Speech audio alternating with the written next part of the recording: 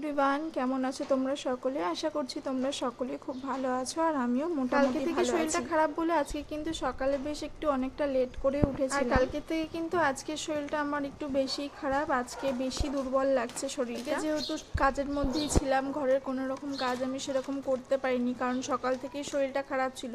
তাই আজকে একটু লেট করে উঠেছিলাম যদিও, তবুও কিন্তু ঘরের সমস্ত কাজ পড়ে সকালবেলা উঠে কিন্তু ও নিজের মতো নিজে খাওয়া দাওয়া করে বেরিয়ে গেছে আর আমাকে একটু চা করে দিয়ে গেছিলো। আমি চাটা শুধুমাত্র খেয়েছিলাম সকালবেলা। চা খেয়ে কিন্তু আমি আবার ঘুমিয়ে পড়েছিলাম একটু, কারণ শরীরটা খুবই দুর্বল লাগছিল। তারপরে কিন্তু উঠে সমস্ত কাজ মানে বাসি কাজ যা হয় সেই সমস্ত করেছি, বাইরের আর কোনো কিছুতে হাত দিইনি। যদিও বা আমি ভেবেছি যে পরে একটু জামা কাপড় কাচবো খুনি যদি শরীরটা ভালো লাগে, সাথে সাথে রান্নাটাও করতে হবে। আর দুদিন আগে যে জামা কাপড়গুলো কাচা হয়েছিল সেই জামা কাপড়গুলো তো আর গোছানো হয়নি, কারণ কালকে তো পুরোটাই শরীর খারাপ আর কাজের মধ্যেই কেটে গেছে। তাই জামা কাপড়গুলো এখানে জড়ো করেই রেখে দিয়েছিলাম।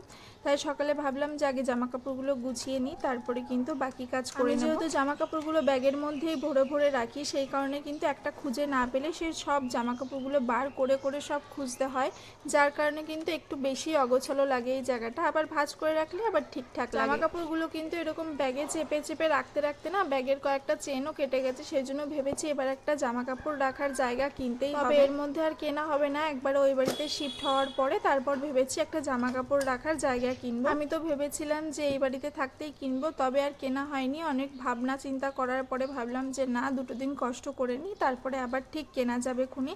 তো এখন যেহেতু একটু বেশি জামা কাপড় হয়ে গেছে আর যেহেতু শীতের জামা কাপড়গুলো এখন ঢুকিয়ে রাখতে হচ্ছে, বাইরে আর নেই, সেজন্য ব্যাগগুলো না অলরেডি ফুল হয়ে গেছে। আমি এদিকে কাজ করতে করতে পেগাও চলে এসছে। কালকে জানো তো পেগার সঙ্গে কোনো ঝামেলা না হওয়া সত্ত্বেও ঝামেলা হয়ে গেছে, পরে সে গল্প নাই করবো।